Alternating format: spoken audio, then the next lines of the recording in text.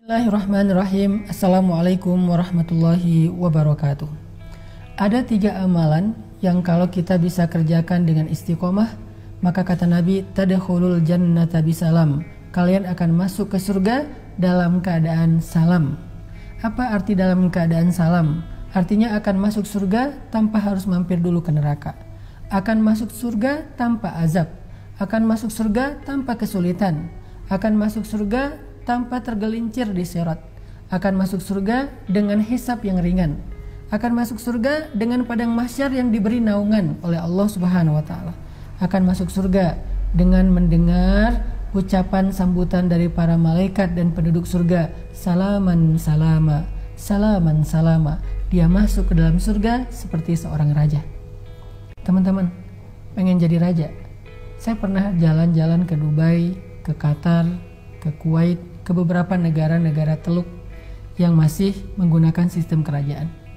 Lalu di sana kita keliling-keliling city tour, melihat sebuah istana yang luar biasa.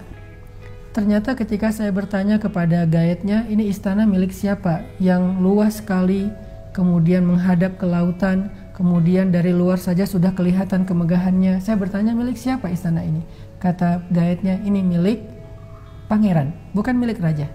Baru milik pangeran sudah semegah itu. Ketika saya jalan ke Turki, saya melihat istana milik kerajaan Turki, istananya Muhammad Al-Fatih yang ada di sebelahnya Hagia Sophia, istana Topkapi. Di sana saya melihat istana yang sangat nyaman. Saya hanya membayangkan betapa beruntungnya raja yang pernah tinggal di istana itu. Betapa beruntungnya raja yang pernah hidup di situ bersama keluarganya. Anak-anaknya, dari gerbang istana itu sampai ke dalam istana itu harus berjalan panjang di antara pohon-pohon yang rindang, kemudian taman rumput yang luar biasa, kemudian diiringi oleh banyak pengawal menggunakan kuda yang khusus. Keadaan yang sangat istimewa, dan istananya berada di puncak bukit yang kelihatan berbagai macam sisi negeri mereka. Kelihatan laut Bosforus, selat Bosforus, kelihatan Istanbul yang sangat eksotis. Dan dia berada di sebuah istana yang luar biasa. Saya hanya membayangkan betapa beruntungnya raja yang pernah tinggal di situ dengan istana sekian puluh hektar luasnya. Tapi tahukah kita, semua kita bisa lebih beruntung dari orang-orang itu. Semua kita bisa lebih beruntung daripada raja dan pangeran-pangeran itu. Kenapa saya katakan lebih beruntung? Karena bisa mendapatkan istana yang jauh lebih luas dari itu. Yang luasnya seluas langit dan bumi. Yang kebaikan di dalamnya abadi. Kalau istana itu pernah dirasakan oleh seorang raja, tetapi tidak lama. Dia punya batasan, karena dunia ini ada batasannya, fana. Kalau tidak raja ini meninggalkan istana, maka dia harus pergi dari istana. Kalau bukan karena raja ini meninggal, maka dia akan diusir oleh musuhnya. Tetapi nanti akan ada istana yang kita masuk di dalamnya sebagai seorang raja. Lalu kita disambut seperti seorang raja. Istana itu adalah milik kita. Kerajaan itu adalah milik kita, dan kita akan tinggal di sana selama-lamanya. Tidak ada lagi musuh yang akan mengancam kita. Tidak ada lagi musuh yang akan mengusir kita dari istana kita. Istana apa? Istana surga Allah Subhanahu wa taala.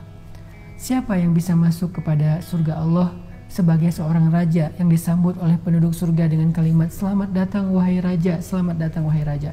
Ada 3 amalannya. Kata Nabi, ayuhan nas, afshus salam wa at'imut ta'am wa sallu bil laili wan nasu niyam tadkhulul jannata bisalam. Wahai manusia, sebarkanlah salam dan berikanlah makan, lalu sholatlah kalian di malam hari ketika manusia sedang lelap dengan tidurnya, maka kalian akan masuk surga dalam keadaan selamat. Ada 3 amalan di situ. Pertama, afsyus salam, sebarkan salam. Apa makna sebarkan salam? Makna sebarkan salam ini kalau kita terjemahkan dengan hadis yang lain, al-muslimu man salimal muslimu min lisanihi wa yadihi. Muslim itu yang bisa muslim lain selamat dari lisan dan tangannya. Jadi arti sebarkan salam, kita jadikan semua orang itu nyaman berada di sekeliling kita. Keberadaan kita di sebuah rumah, di sebuah keluarga, di sebuah lingkungan, di sebuah masyarakat, di sebuah bangsa, keberadaan yang membuat orang lain selamat. Kita ada di sebuah grup WhatsApp, Semua isi grup itu selamat dari omongan kita, dari perlakuan yang tidak baik dari kita. Ketika kita berada di sosial media sebagai salah satu netizen, atau kita nge-follow satu akun, kita tidak menyakiti pemilik akun tersebut. Kita tidak menyakiti postingan seseorang. Kita tidak nge-hate kepada orang lain sebagai netizen. Kenapa? Karena keberadaan kita dimanapun adalah afsyus salam, menyebarkan kenyamanan bagi siapapun. Bukan hanya mengucapkan assalamualaikum, bukan hanya bertegur sapa secara lisan, tetapi makna afsyus salam di sini adalah sebarkan salam, artinya sebarkan kedamaian, sebarkan kenyamanan kepada siapapun yang berada di sekeliling kita. Sekarang kita tanya, adakah orang yang gak nyaman bergaul dengan kita? Perbaiki hubungan dengan dia. Adakah keluarga yang masih merasa sedih dan kecewa atau tersakiti dan terzolimi oleh kita? Kembalikan haknya. Adakah orang yang pernah merasa sangat malu karena ucapan-ucapan kita? Maka bersihkan namanya. Adakah orang yang merasa risih untuk dekat dengan kita karena takut akan dirugikan oleh kita? Maka perbaiki keadaan kita dan perilaku kita di hadapan dia. Teman-teman, kita coba pastikan semua orang merasa nyaman di sekeliling kita. Kalau ada yang tidak nyaman, bukan karena kesalahan kita, tetapi mudah-mudahan kalau ada yang tidak nyaman, itu karena kesalahan dia, dan Allah tidak akan membebankan kesalahan orang lain kepada kita. Karena bisa jadi tetap ada orang yang gak nyaman dengan kita. Bahkan Nabi pun pamannya tidak nyaman kepada beliau, yaitu Abu Lahab. Bahkan Ibrahim alaihissalam, ayahnya tidak nyaman kepada beliau, yaitu Azar. Bahkan Nabi Nuh alaihissalam, Nabi Lut alaihissalam, keluarga mereka tidak nyaman kepada mereka, padahal mereka orang-orang yang solih. Nah, kalau ada yang gak nyaman dengan kita, pastikan bukan karena kesalahan kita, bukan karena perangai kita yang tidak baik, tetapi karena kesalahan mereka, kedengkian mereka, karena kejahilan mereka, bukan karena kita. Jadi, amalan pertama adalah kita berusaha untuk menjadikan sebanyak mungkin orang merasa nyaman bergaul dan mengenal kita. Kalau dia orang miskin, merasa nyaman karena dapat perhatian dari kita. Kalau dia orang yang tidak mengerti ilmu, nyaman karena dapat ajaran ilmu dari kita. Kalau dia orang yang lemah, merasa nyaman karena dibantu oleh kita. Kalau dia orang yang tua, merasa nyaman karena dihormati oleh kita. Kalau dia anak muda, merasa nyaman karena disayangi oleh kita. Kalau dia keluarga, merasa nyaman karena ditunaikan hak-haknya oleh kita. Afsyus salam, sebarkan kenyamanan atau kedamaian. Yang kedua, wa at'imut ta'am, berikanlah makan.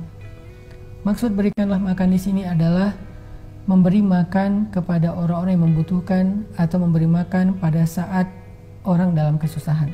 Sekarang kita merasakan hal itu.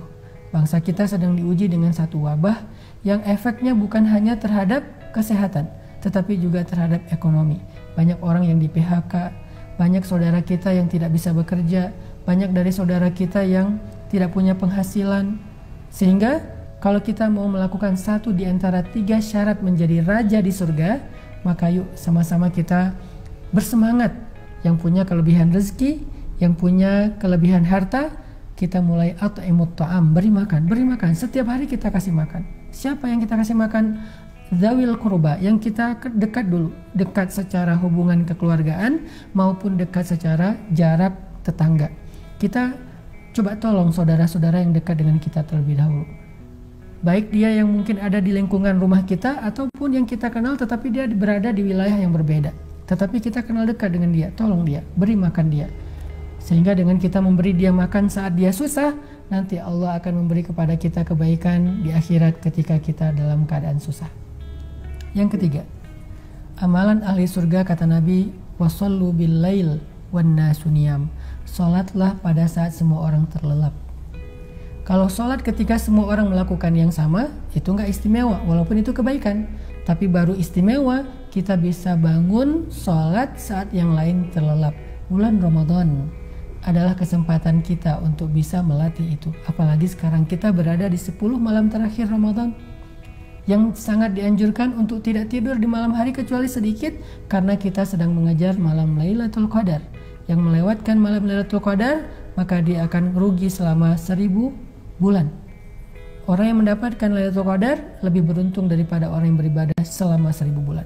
Artinya kita coba latih habit bangun malam selama 10 malam terakhir Ramadan ini, sehingga setelah selesai Ramadan habit itu masih bertahan sampai akhir hayat kita.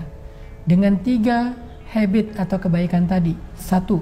Membuat orang lain nyaman bergaul dengan kita, baik di sosial media atau dalam kehidupan sehari-hari. Kedua, memberi makan kepada orang yang susah dan membutuhkan, terutama memberi buka puasa saat orang sedang berpuasa.